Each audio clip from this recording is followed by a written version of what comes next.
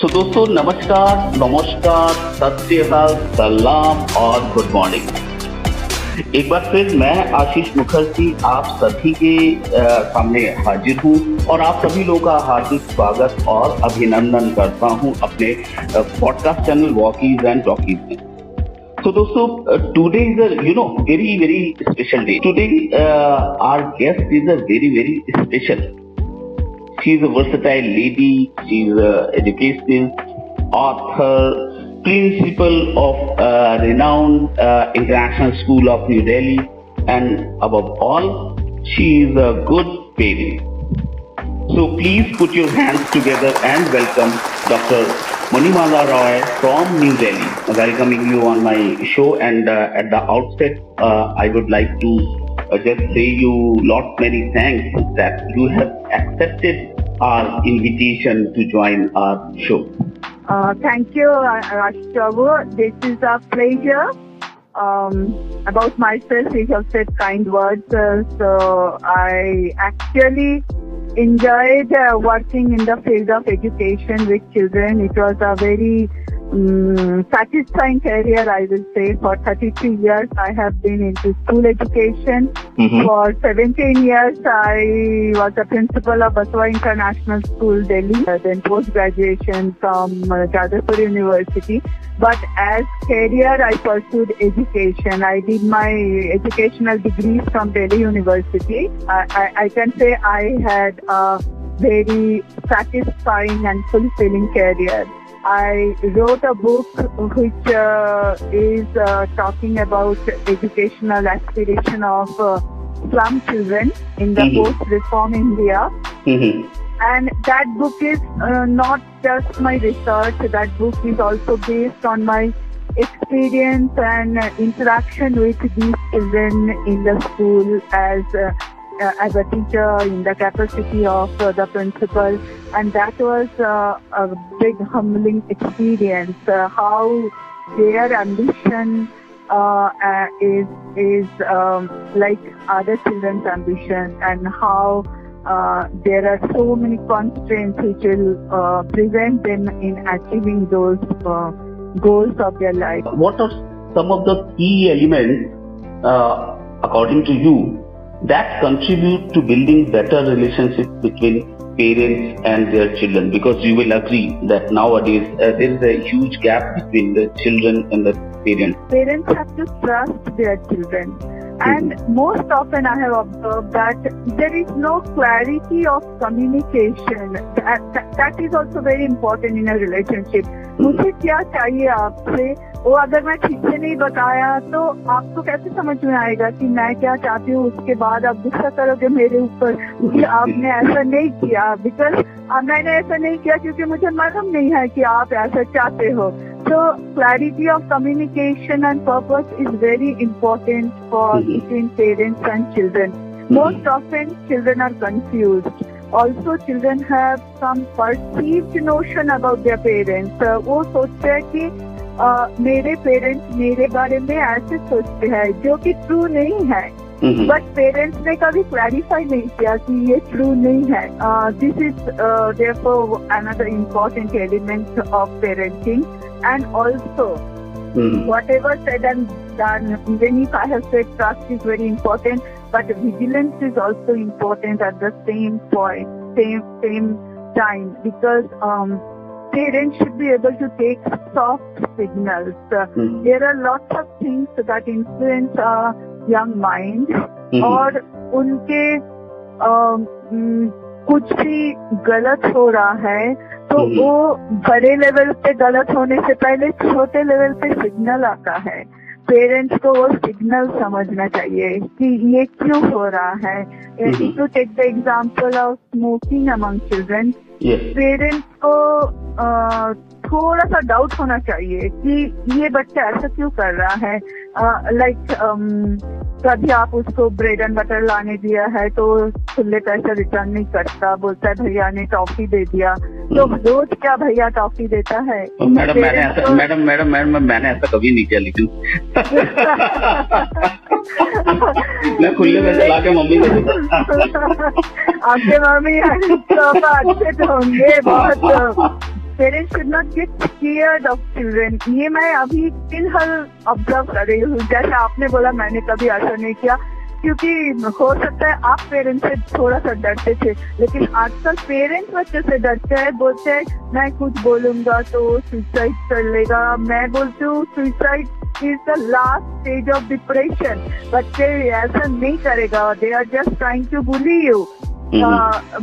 ये बिल्कुल पेरेंट्स को बहुत स्ट्रॉन्ग होना चाहिए। मैम, आप एक बहुत अच्छे स्कूल से मतलब एसोसिएटेड रहे या प्रिंसिपल रहे। पेरेंट्स का एक कंप्लेन रहता है स्कूल्स में जाकर कि मेरा बच्चा, तो हर एक पेरेंट्स के लिए उसका बच्चा सबसे मतलब बेस्ट बच्चा होता है। तो ऐसी कंप्लेन बहुत सारी आती होंगी और डिफरेंट टाइप के पेरेंट्स आपके पास आते होंगे कि नहीं, मेरे बच्चे को मार्क्स कम क्यों दिया, मेरा बच्चा तो फर्स्ट आना चाहिए था फुटबॉल में, उसको आपने क्रिकेट की टीम में सेलेक्ट क्यों नहीं किया, उसको आपने किसी ड्रामा में सेलेक्ट क्यों नहीं किया, और किया तो उसको लीड रोल क्यों नहीं था, like that. This issue comes because again there is communication gap. School parents से अच्छा से कम्युनिकेट नहीं करते। स्कूल ये नहीं बताते पेरेंट्स को कि हम क्या चाहते हैं। अगर आप मेरे स्कूल में अगर आप बच्चा एडमिट करा रहे हो तो आपको क्या चाहिए और मेरा आइडियोलॉजी क्या है। अगर पेरेंट्स की आइडियोलॉजी और स्कूल के आइडियोलॉजी सेम है तो कभी इस टाइप के कॉन्फ्लिक्ट नहीं आते। इसलिए सभी पेरेंट्स को पहले ये सोचना चाहिए मेरे को कौन सी स्कूल में बच्चा डालना है। ये कोई जिसका बहुत नाम है कि जिसकी आइडियोलॉजी मेरे आइडियोलॉजी से मैच करता है। कोई पेरेंट्स चाहते हैं कि मेरे बच्चे स्पोर्ट्स में एक्सेल करे, तो जो स्कूल में आप डाल रहे हो देखो उसमें स्पोर्ट्स फैसिलिटीज है कि नहीं। कोई पेरेंट्स चाहते हैं कि मेरे बच्चे एकेडमिक्स में शाइन करे, तो उसका एकेडमिक लेवल क्या है ये देख के। और कोई पेरेंट्स चाहते हैं मेरे बच्चे को ओवरऑल ग्रोथ हो, उनके टीम स्पिरिट क्रिएट हो। तो ये सब जानने का एक तरीका है। आप जो एग्जिस्टिंग पेरेंट्स है उनसे पूछ के आपको मालूम पड़ेगा कि ये स्कूल कैसा है, ना कि स्कूल का वेबसाइट देख के और स्कूल का एडवर्टाइजमेंट देख के नहीं पता चला। To my mind also, each child is unique and they have their own inherent qualities. We cannot compare one child with the other. So in that sense, all children are best. So जिसमें technology ज्यादा है उसमें technology उसमें train करना चाहिए, और जिसमें music अच्छा है उसको म्यूजिक में ट्रेन करना चाहिए। तो पेरेंट्स को ये बात बताने के लिए टाइम चाहिए होता, पेशेंस चाहिए होता और कॉम्पिटेंस चाहिए होता। अगर टीचर पेरेंट्स को कन्विंस नहीं कर सकते हैं तो नेचुरली पेरेंट्स एजिटेटेड हो जाएंगे। और टीचर को कन्विंसिंग पावर लाने के लिए उनसे ट्रेनिंग चाहिए अच्छा से। लीडरशिप का भी बहुत रोल है। पहले पेरेंट्स का सुन लेना चाहिए। जितना गुस्सा उनको बताना है आप रिलैक्स होके चेयर में बैठ के पहले सुन लो। फिर वो 5 मिनट से ज्यादा नहीं बोलेंगे, ज्यादा से ज्यादा 10 मिनट बोलेंगे। तब तक यू कीप योर माइंड एल्सर। जब सुन लिया उसके बाद आप पॉइंट वाइज क्लैरिफाई कर दो, उनका क्लैरिफिकेशन हो जाएगा। बट समटाइम्स पेरेंट्स में also be right, and in that case we have to take steps, take precaution, take measures, ताकि उस बच्चे को, जैसे एक बच्चा सपोज उसको वो ड्राम में बहुत अच्छा है लेकिन टीचर ने उसको लिया नहीं क्योंकि स्कूल में एक ही ड्राम है। फिर आपको टीचर के साथ बैठ के प्लान बनाना पड़ेगा कि इसको कैसे, मतलब बारी बारी में बच्चे को चांस दो या ऐसा जो भी है। एक लॉकडाउन के टाइम पेरेंट्स रियलाइज कि टीचर्स बच्चे के लिए कितने करते हैं, तो लॉकडाउन में तो बहुत कुछ गड़बड़ हो गया। बट एक चीज अच्छा हो गया, that is the bonding between parents and teachers. नहीं तो हमेशा एक दूसरे को सोचते रहते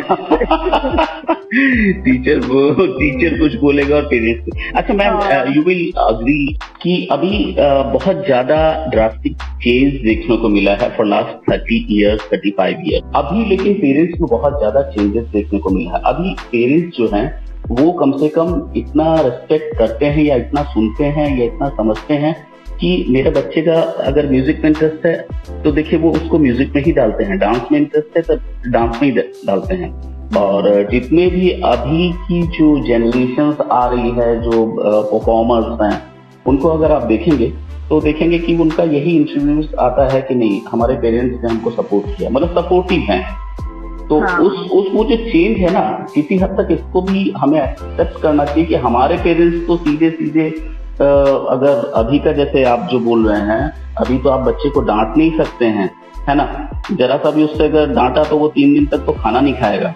अभी का सीन ये है, हाँ 3 दिन तक आपसे बात नहीं करेगा, सुसाइड तो बहुत दूर करती है ना, ठीक है, उसी से डर जाते हैं पेरेंट्स। तो मैम अभी के पेरेंट्स जो इतना केयरिंग है, तो कहीं ना कहीं लगता है कि ये अच्छा भी है और बुरा भी है, तो उसको मैम कैसे, मतलब आप कैसे देखते हैं, वो परसेंटेज कितना है जो अच्छे हैं?